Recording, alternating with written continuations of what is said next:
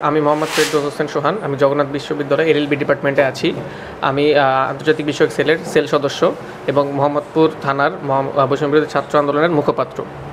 প্রথমত আমার চাওয়া এই গভর্নমেন্টের কাছে, আপনারা দেখতে পাচ্ছেন যে গভর্নমেন্টকে ঠিকমতো ইস্টাবলিশ হতে দিচ্ছে না কোনো মহল, কোনো কুচক্র মহল। ফ্যাসিবাদী দেখেন, এখন পর্যন্ত তারা কোনো না কোনোভাবে হয়তো রিক্সা লিগ হয়ে আসছে, না হলে অটো রিক্সা লিগ হয়ে আসছে, বাট কোনো না কোনো ফ্যাক্টভাবে তারা আসছে এই সরকার যাতে কোনোভাবে দৃঢ়তাভাবে দাঁড়াতে পারে। তারা চাচ্ছে যাতে এই ফ্যাসিবাদের এই সরকার যাতে সুষ্ঠুভাবে দাঁড়াতে না পারে, সেই জন্য কীভাবে তারা সফল হবে।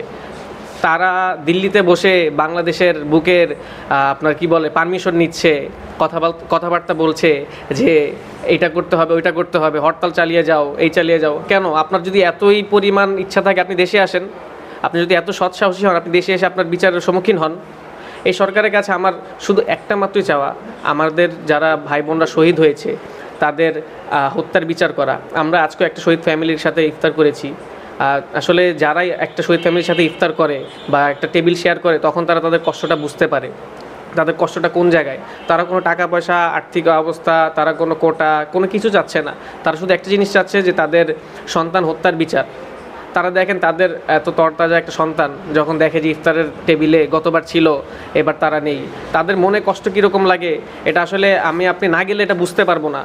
যখন আমি হয়তো ওই টেবিলের সাথে তাদের সাথে শেয়ার করি তখন হয়তো বা আমি নিজে ফিলটা বুঝি। আমার ফ্যামিলি থেকেও বলে যে হ্যাঁ যা, যে তাদের সাথে হয় কষ্টটা একটু হলো শেয়ার কর, হয়তো তুইও এখানে থাকতে পারতি, আমিও এখানে থাকতে পারতাম। তখন আমার ফ্যামিলির কী পরিমাণ কষ্ট হতো সেটা আমি জানি, আমার ফ্যামিলি জানে। আর এখন পর্যন্ত কেন এই আমাদের যে রায়ের বাজার গণকবরটা আছে, বদ্ধভূমি গণকবরটা, তাদের কেন এখন লাশটা শনাক্ত হচ্ছে না? আমরা অনেকবার এটা নিয়ে কথা বলেছি, মিডিয়াতে কথা বলেছি, এখন পর্যন্ত কেন ডিএনএ টেস্ট করে আমার যে ভাই বোনরা আছে তাদের কেন লাশটা শনাক্ত হচ্ছে না? তাদেরকে বলা হচ্ছে তারা বেওয়ারিশ। আসলে তারা বেওয়ারিশ না, তারা দেশেরই ওয়ারিশ, তারা দেশের জন্য জীবন দিয়েছে। তারা কেন এখন পর্যন্ত সুষ্ঠুভাবে ডিএনএ টেস্টটা করতে পারছে না আমি এটা বুঝি না। হয়তো গভর্নমেন্টকে কোনোভাবে প্রেশারাইজ করা হচ্ছে বা গভর্নমেন্ট পর্যন্ত হয়তো পৌঁছানো হচ্ছে না জিনিসটা। বাট আমার কাছে একটা দাবি থাকবে যে যারা মারা গেছে তাদেরকে শনাক্ত করে অ্যাটলিস্ট ফ্যামিলির কাছে পর্যন্ত পৌঁছানো। মানে আমার ফ্যামিলি, আপনার ফ্যামিলি যদি একটা লাশ পর্যন্ত দেখতে না পারে তখন তাদের ভিতরে কেমনটা লাগবে। গণকবর যখন যাই তখন একটা ফ্যামিলি আসে যে তার বাবাকে খুঁজে পাচ্ছে না, ছেলে আমাদের মতো বয়সী তরতাজা ছেলে তার বাবাকে নাকি গুম করে ফেলেছে।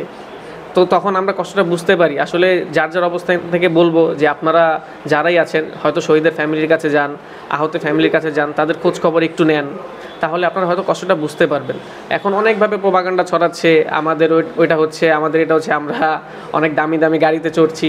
আসলে ব্যাপারটা এরকম না। আপনারা ভিতরে দেখেন, ভিতরে খতিয়ে দেখেন। যদি আপনারা নিজেরাই আমাদের ব্যাপারে কোনো প্রমাণ পান, আমি কথা দিচ্ছি আর কেউ দাঁড়াক আর না দাঁড়াক আমি তাদের বিরুদ্ধে দাঁড়াবো, কিন্তু আপনারা উপযুক্ত প্রমাণ দিন। আর সরকারের কাছে আর তেমন কিছু চাওয়ার প্রত্যাশা নেই আমার। ইউনূস স্যার যথেষ্ট বিজ্ঞবান একজন লোক। তারা হয়তো দেখেন ফ্যাসিবাদের জায়গায় জায়গায় দোষর রয়ে গেছে, এই দোষরগুলো এখন পর্যন্ত নির্মূল করা সম্ভব হচ্ছে না। কারণ কি? কারণ তারা ছাত্রলীগ, যুবলীগ যারা ছিল তাদেরকে নিয়োগ করে বসে আছে, একটা টাকার বিনিময়ে তারা তাদের পোস্ট বিক্রি করেছে। জায়গায় জায়গায় আওয়ামী লীগের দোষর, ফ্যাসিবাদের দোষর, একসাথে কিন্তু সেটা নির্মূল করা সম্ভব না। হয়তো কিছুটা চেঞ্জ করতে হবে, আমাদের সংবিধান সংস্কার করতে হবে। এই খুনি হাসিনা আমাদের বিরুদ্ধে যেভাবে গণহত্যা চালিয়েছে, আমরা চাবো না সামনে এই গণহত্যা আবার হোক। আমরা চাবো এই সংবিধান সংস্কার হোক। এই সরকার যারা আছে তাদেরকে আপনারা সাপোর্ট করুন। আমি হাত জোর করে এটা রিকোয়েস্ট করব জনগণের কাছে যে আপনারা এই সরকারকে সাপোর্ট করেন, ইউনূস স্যারকে সাপোর্ট করেন, তারা যেন এই হত্যাগুলোর বিচার করতে পারে। আমরা শুধু একটা জিনিসই চাই, আমাদের শহীদ পরিবারের বিচার, এর বাইরে আমি কিছু চাই না।